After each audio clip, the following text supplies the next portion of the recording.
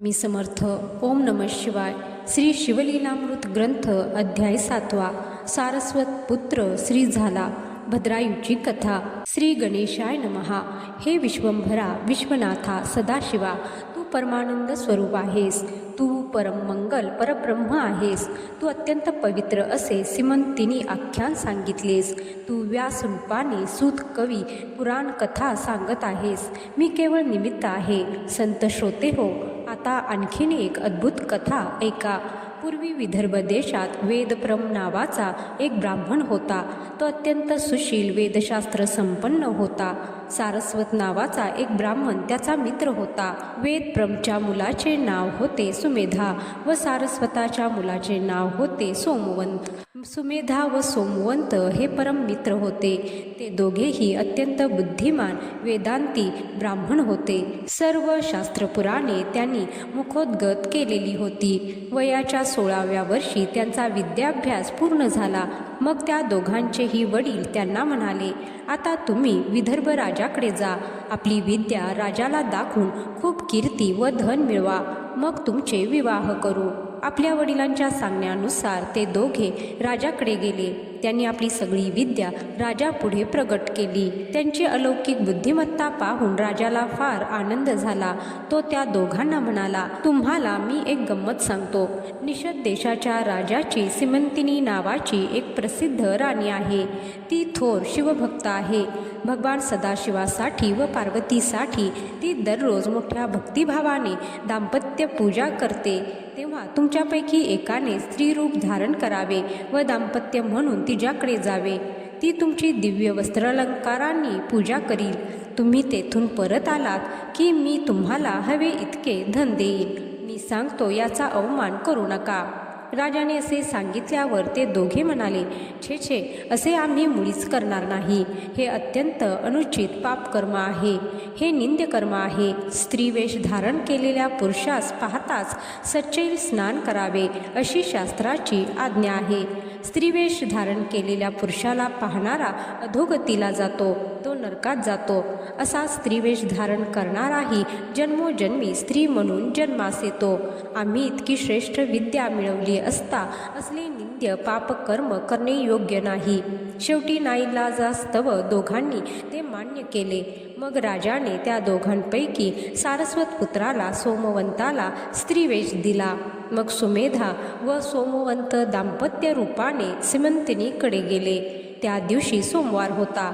सिमंतिनी शिवपूजा करीत होती. ती थोर शिवभक्त होती.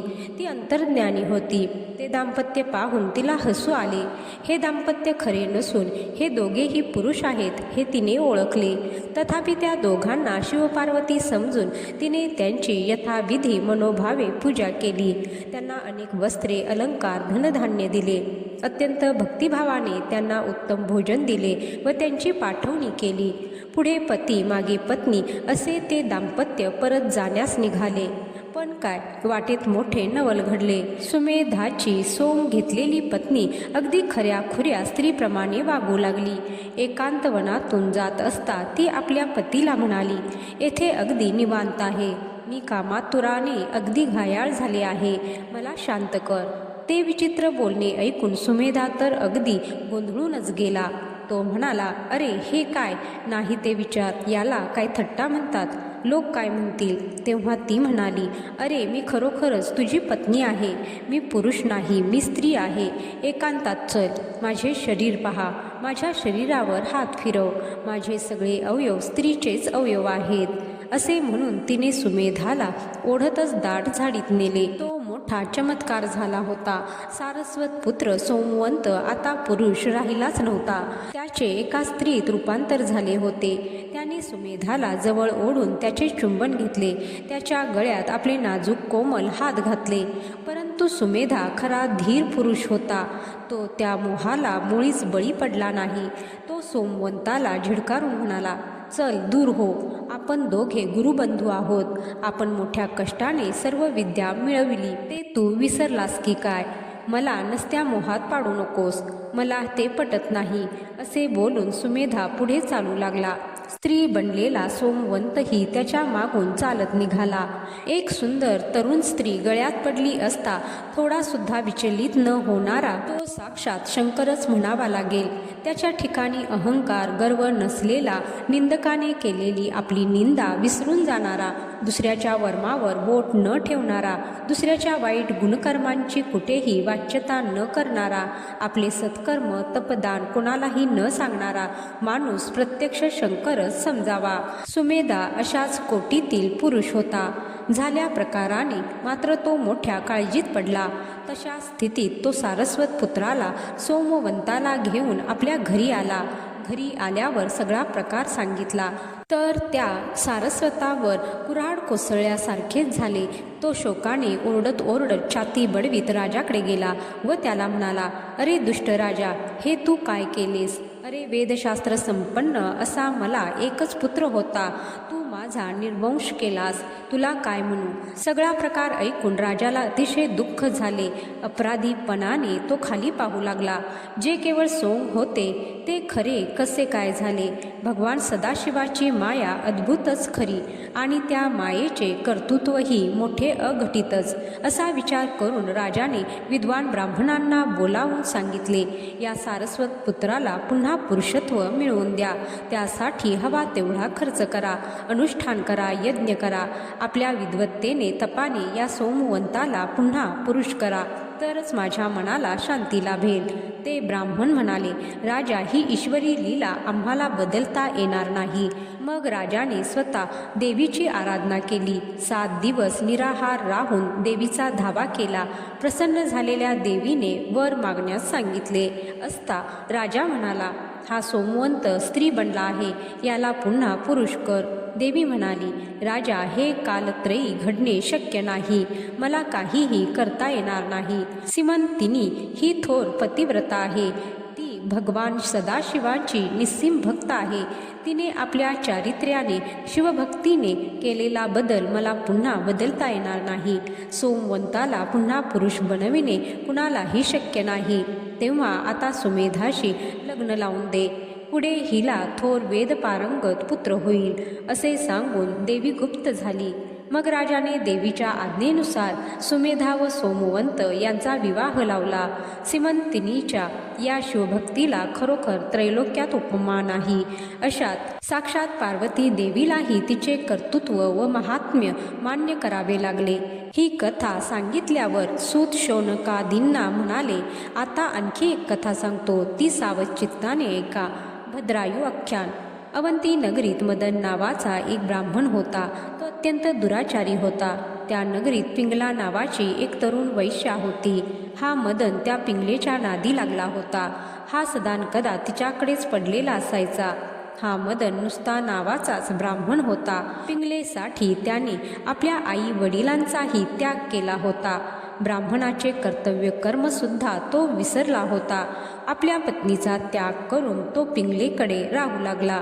एके दिवशी भगवान सदाशिव ऋषभ नावाच्या योग्याचे रूप घेऊन पिंगलेच्या घरी गेले. या शिवयोगींना पाहताच मदन आणि पिंगला धावतच त्याला सामोरे गेले. त्यांनी त्याची षोडशोपचारे पूजा केली. त्याला उत्तम भोजन दिले. त्याला उत्तम शय्येवर झोपून त्याचे पाय चेपले. रात्र संपताच तो शिवयोगी एकाएकी अदृश्य झाला. हा साक्षात शिवशंकरच आपणास दर्शन देण्यास आला होता असे त्या दोघांना वाटले. पुढे काही दिवसांनी मदन आणि पिंगला मरण पावले. त्या दोघांनी अनेक पातके केली होती, परंतु शिवयोगी पूजनाचे पुण्य त्यांच्या गाठी होते. त्यामुळे त्यांना पुन्हा मनुष्य जन्म प्राप्त झाला. इकडे दाशार्य देशात वज्रबाहू नावाचा एक थोर कीर्तीचा राजा होता. त्याच्या पट्टराणीचे नाव होते सुमती. जो मदन नावाचा ब्राह्मण होता तो सुमतीच्या ठिकाणी गर्भरूपाने राहिला. सीमंतिनीच्या पोटी पिंगला कन्या रूपाने जन्मास आली. तिचे नाव कीर्तिमालिनी.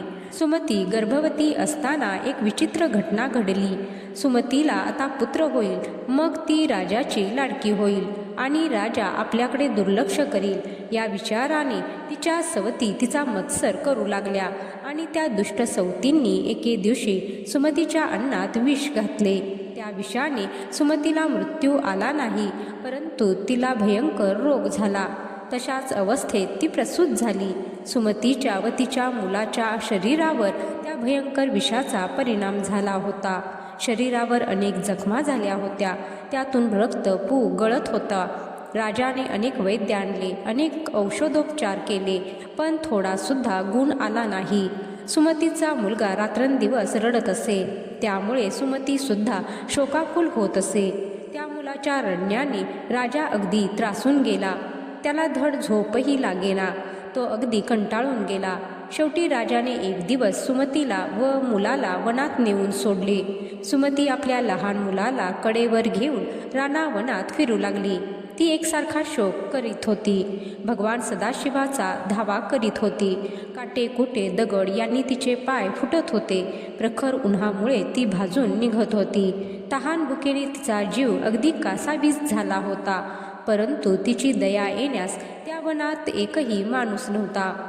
अशा अवस्थेत ती सुमती रानात फिरत असता एक दिवस त्या रानातून काही लोक व्यापारासाठी जात होते. सुमतीला पाहून त्यांना तिची दया आली. त्यांनी तिला आपल्याबरोबर वैश्यनगराला आणले. त्या नगरीत पद्माकर नावाचा एक थोर व्यापारी राहत होता. त्याने सुमतीची सगळी चौकशी केली. सुमतीने आपली सगळी कर्मकहाणी सांगितली असता पद्माकराला तर रडूच आले. वज्रबाहूची ही पट्टराणी अशी अनाथ होऊन रानावनात फिरावी, या कर्मगतीला काय म्हणावे, या विचाराने पद्माकराला अतिशय वाईट वाटले. मग तो सुमतीला म्हणाला, तू काळजी करू नकोस, तू माझी धर्मकन्या म्हणून येथे खुशाल राहा. पद्माकराने जवळच तिला एक घर दिले. तो तिची सगळे काही विचारपूस करीत असे. त्याने अनेक वैद्य आणले, अनेक औषधोपचार केले, परंतु त्याचा काहीही उपयोग होत नव्हता. सुमती म्हणाली, भगवान सदाशिव हाच एकमेव वैद्य आहे. त्याच्याशिवाय कोणालाही ही व्यथा दूर करता येणार नाही. सुमतीच्या मुलाचा आजार वाढतच गेला आणि एके दिवशी त्याला मरण आले. सुमतीच्या शोकाला पारावार राहिला नाही. मुलाचे प्रेत मांडीवर घेऊन ती रडू लागली. याच वेळी शिवयोगी तेथे आला. रात्र संपताच सूर्य यावा, दुर्बलाचा शोध करी चिंतामणी यावा, किंवा भुकेने प्राण कासावीस झाले असता क्षीरसागर पुढे यावा, त्याप्रमाणे शिवयोगी तेथे आला. त्याने सुमतीला खूप समजावले. शिवयोगी म्हणाला, मुली विनाकारण शोक कशासाठी करतेस? तुझा आणि त्याचा संबंध आता संपला आहे. जीवन क्षणभंगूर आहे. सगळी नाती गोती क्षणिक असतात. तुझ्या पूर्वजन्मातले आई वडील, पती, पुत्र तुला माहीत आहेत का? गतजन्मातले तुझे आप्तस्वकीय कोठे आहेत? यानंतर तुला आणखी जन्म घ्यावे लागतील. मग आता तू कुणासाठी शोक करीत आहेस? कुलगोत्राचा अभिमान व्यर्थ आहे. गतजन्मी तू कुणाची कोणी होतीस? पुढील जन्मी तू कुणाची कोण असशील हे तुला माहीत आहे का? हा तुझा पुत्र गतजन्मी तुझा कोण होता? आता तो कोठे गेला? आत्मरूपी शिव हा एकच शाश्वत आहे. मानवी शरीर नाशवंत आहे. गेलेल्या देहाचा शोक कशासाठी करतेस? तू स्वतःचा विचार कर. आत्मा अविनाशी आहे. तो कोणत्याही नात्याने बांधला जात नाही. हा प्रपंच माया आहे. जे दिसते ते सर्व खोटे भासमान आहे. मग मुळातच जे खोटे त्याबद्दल शोक का करावा? मायारूपी प्रपंच वृक्षावर जीव व शिव हे दोन पक्षी बसलेले असतात. त्यापैकी शिव हा पक्षी सदैव स्वस्थ चित्ताने बसलेला असतो, तर जीव हा पक्षी प्रपंच वृक्षाला लागलेली विषयरूपी फळे खात असतो. या फळाच्या लोभाने तो स्वतःलाही विसरून जातो. त्यामुळे तो जन्ममरणाच्या फेऱ्यात सापडतो. त्यापैकी एखादाच पुण्यवान सद्गुरूला शरण जातो व शिवपक्षी होऊन सदाशिवाची भक्ती करतो व विषय सागरातून तरून जातो. त्या शिवयोग्याचे ते दिव्य निरूपण ऐकून पद्माकराने त्याला साष्टांग नमस्कार घातला. सुमतीने त्याचे पाय धरले. तू साक्षात उमारमणच आहेस. तुझ्या मनात आले तर अशक्य असे काहीच नाही, असे ती म्हणाली असता त्या शिवयोग्याने सुमतीला मृत्युंजय मंत्र सांगितला. त्याने मंतरलेले भस्म तिच्या शरीराला लावले. त्याच क्षणी सुमतीच्या सगळ्या शरीरव्यथा एकाएकी नष्ट झाल्या. तिचे शरीर कांतिमान दिसू लागले. आता ती सुमती एखाद्या अप्सरेसारखी दिसू लागली. मग त्या शिवयोग्याने सुमतीच्या मुलाच्या शरीराला भस्म लावले. त्याच क्षणी तो जिवंत झाला. त्याची सारी व्यथा नाहीशी झाली. 32 लक्षणांनी तो मुलगा शोभून दिसू लागला. मग सुमती व तिचा मुलगा त्या शिवयोग्याच्या पाया पडून त्याची स्तुती करू लागले. गुरु महाराज, तुमचे उपकार कधीही फिटणार नाहीत. आपली आमच्यावर अशीच कृपा असावी. त्यावेळी तो शिवयोगी सुमतीला म्हणाला, तुझ्या या पुत्राला दीर्घायुष्य, आरोग्य, सर्व प्रकारचे ऐश्वर्य प्राप्त होईल. हा पृथ्वीचे राज्य करील. याची कीर्ती अवघ्या त्रैलोक्यात होईल. यथावकाश याला त्याचे राज्य प्राप्त होईल. आजपासून हा भद्रायू नावाने ओळखला जाईल. आता हा मोठा होईपर्यंत तू येथेच राहा. हा राजपुत्र आहे हे कोणालाही सांगू नकोस. हा 14 विद्या 64 कलात प्रवीण होईल. इतके सांगून तो शिवयोगी अदृश्य झाला. पद्माकराला खूपच आनंद झाला. त्याला सुनय नावाचा मुलगा होता. पण मग पद्माकराने आपल्या मुलाची व भद्रायूची मोठ्या थाटात मुंज केली. दोघांचेही अध्ययन सुरू झाले. बघता बघता भद्रायू 12 वर्षाचा झाला. त्याचे पूर्वजन्मीचे पुण्य मोठे होते. एके दिवशी तो शिवयोगी पुन्हा आला. सुमती आणि भद्रायू यांनी त्या शिवयोग्याच्या चरणावर मस्तक ठेवले. त्याची यथासांग पूजा केली. आनंदित झालेली सुमती हात जोडून म्हणाली, महाराज, आपल्या कृपाप्रसादाने मी पुन्हा पुत्रवती झाले. त्या शिवयोग्याने भद्रायूला अनेक प्रकारचा उपदेश केला. राज्यशास्त्र, धर्मशास्त्र, नीतिशास्त्र, यज्ञयाग, क्रिया, व्रते, उद्यापने इत्यादी अनेक विषयांचा अगदी यथासांग उपदेश केला. शिवयोगी म्हणाला, हे भद्रायू, श्रुती स्मृती पुराणात सांगितल्याप्रमाणे तू न्यायनीतीने वाग. आई वडिलांवर पूर्ण श्रद्धा ठेव. गो ब्राह्मण व प्रजा यांचे पुत्रवत पालन कर. सर्वत्र भगवान सदाशिव भरलेला आहे हे लक्षात घेऊन सदैव त्यांचे स्मरण कर. स्वधर्म वर्णाश्रमाचे पालन कर. आपले शत्रू मित्र कोण आहेत ते नीट ओळख. प्राप्ती बघून खर्च कर. दारी आलेल्या अतिथी अभ्यागतांचे, देव गुरूंचे योग्य प्रकारे स्वागत कर.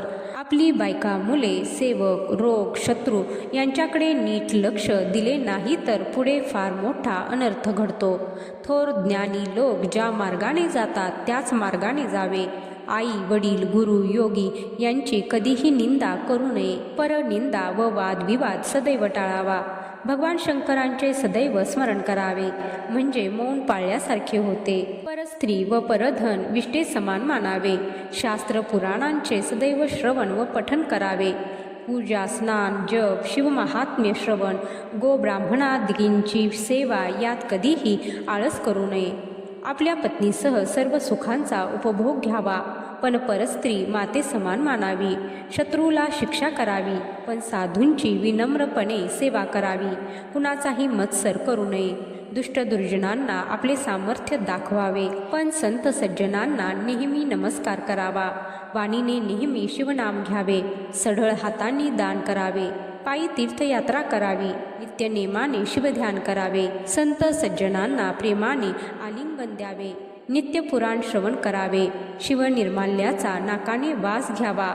आपली सर्व इंद्रिये शिवभजनी लावावीत. दीनदुर्बल अनाथ असतील त्यांच्यावर दया करावी. आहार विहार निद्रा नियमित मर्यादित असावी.